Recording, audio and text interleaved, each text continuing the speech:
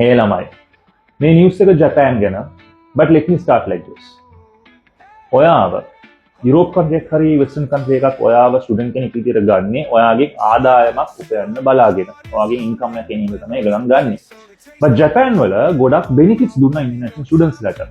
For example, ඔයා ඇවිල්ලා university එකක මාස්ටර් එකක් නැත්නම් බැචලර් එකක් කරන්න යනවා නම් ඔයාලට ස්කෝලර්ෂිප් වර්ග mainly 3ක් තිබ්බා.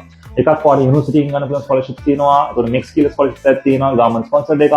එහෙම නැත්නම් JASO කියන ස්කෝලර්ෂිප් එක ලැබෙනවා where you get like 150,000 rupees paid every month up to 12 months. So making ගොඩක් වෙලාවට 100% scholarships ලැබෙනවා. තමයි අතේ සල්ලි ඉතුරු වෙනවා.